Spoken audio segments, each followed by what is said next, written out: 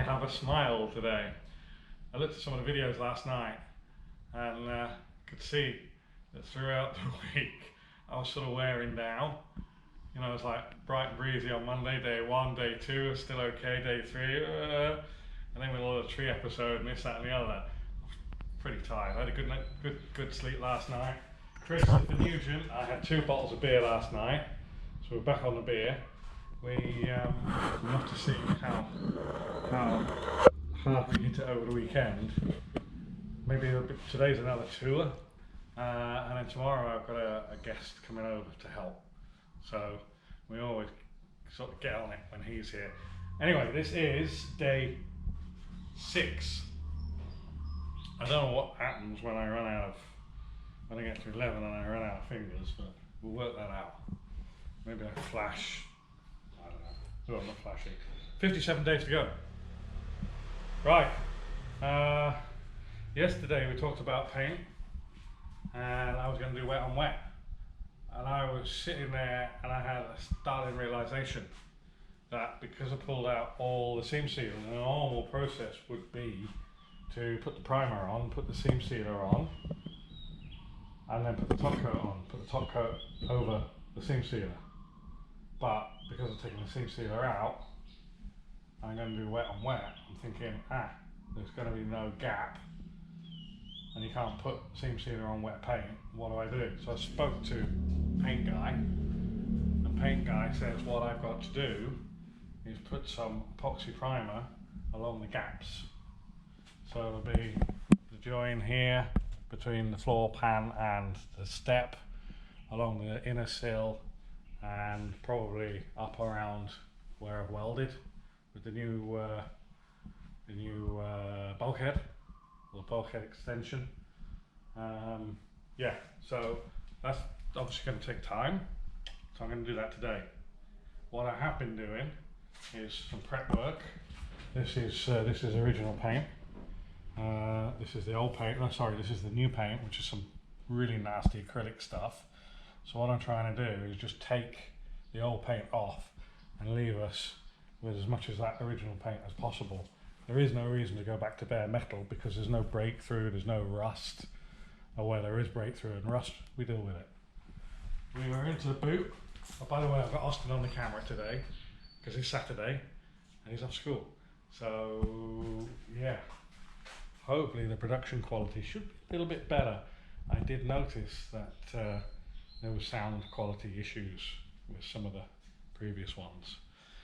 We got into the boot yesterday, cleaning up all around here. This was all full of silicone gunk, and I want to get all this done before getting the primer and the paint inside, because otherwise it's going to mess it all up. And I want to be able to paint the boot shut. I want to paint inside the boot and the top rail and the door shuts all at the same time before we concentrate on the exterior. So we found quite a lot of this sort of spidering, tracking sort of stuff in the boot. So it's just taking a little bit longer to deal with that because really got a bare metal whole wheel well. We've still got all the sound sheet, the bitumen sound sheet in these other areas. So we're going to leave that. So it's just a case of really prepping the bare metal and dealing with that. Not the bare metal, prepping the metal that you can see. So inner wheel arches and this area there. So that's going okay. Was there anything else on the paint? Probably not. It was just a discussion that I had with paint guy about what nozzles to use, about how many turns on the gun, and yeah, really just the process of what I need to do when I go for it. So that should make things life a little bit easier. Over there, we have a welded up front cross member. Now I've put the steering rack in it, and there's actually quite this, because these use bushes. Drag it out, I guess. These use bushes, which is okay, but there's movement in them, and I might actually change those for solid plastic. because that's just going to translate into bad handling. Might feel nice and soft and comfortable and whatever, but it translates to bad handling. If that rack can move, you know, if you're going around a corner and you're pulling G's, then yeah, that is some sort of roll. So I might go for plastic on that. But I noticed anyway when I put the rack in there yesterday that I could bolted it still, and I could still twist the cross member. So there was still potential for warpage. So what I did is I bolted the cross member back into the car. I bolted the steering rack in, and then I welded it all up solid. So now, I mean, that is rock hard. That is absolutely stiff can be. I did wonder about tack welding up around the rest of it to make it all sort of racing spec and more solid, but I didn't bother.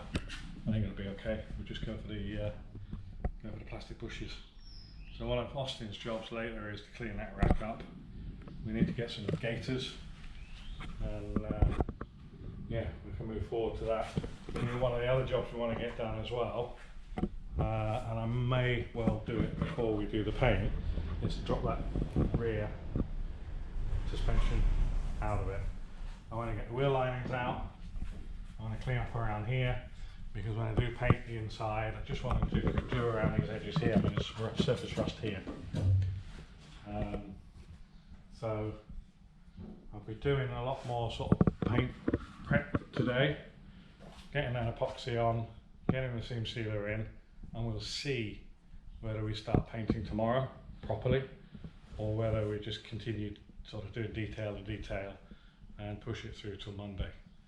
I don't think it really matters which day it is, because every bit we do is a bit further along the, you know, bit further along the road.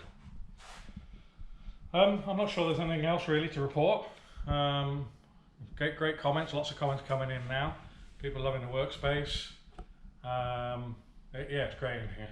It's great in here. Put the radio on, put the Spotify on, some 70s Led Zeppelin and Pink Floyd and stuff like that, and just hammer on through it. The only problem is, put the compressor on, you can't hear the music anymore. So never mind. I can't think that I need to say much about anything else now. So without further ado, thank you very much. See you later.